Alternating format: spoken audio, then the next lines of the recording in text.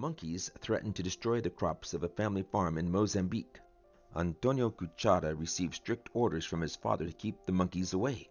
However, Antonio didn't want to guard the farm on Sabbath.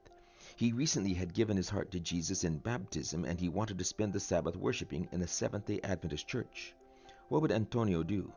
He prayed and went to church. Vervet monkeys were a severe problem for small farmers in the coastal province where Antonio and his family lived in southeastern Africa. The monkeys, with black faces and gray body hair, stood at 16 to 20 inches tall. Tribes of 10 to 70 monkeys raided small farms for cassava, sweet potatoes, beans, peanuts, and other crops. Father worried that the family wouldn't have food or income if the monkeys decimated their crops. He also didn't approve of his son going to the Adventist church.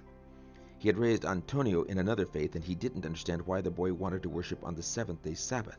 Father didn't mind skipping worship services on Sunday to watch the farm, and he told Antonio that he should also help on Saturdays. Antonio loved Father. He hadn't planned to become a Seventh-day Adventist, but an Adventist cousin had studied the Bible with him. He had grown convinced that he needed to follow what he had learned, including the fourth commandment. Remember the Sabbath day to keep it holy. 6 days you shall labor and do all your work, but the seventh day is the Sabbath of the Lord your God. In it you shall do no work. Exodus 20:8-10. So Antonio knelt and prayed, "Dear God, please stop the monkeys from coming to our farm while I am at church."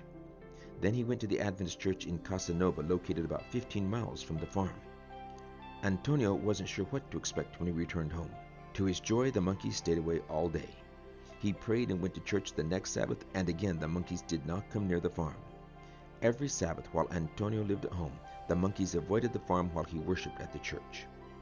Father refused to acknowledge the miracle, but Antonio was filled with gratitude to God. Even today, years later, he still marvels at God's care. The monkeys also kept the Sabbath, he said.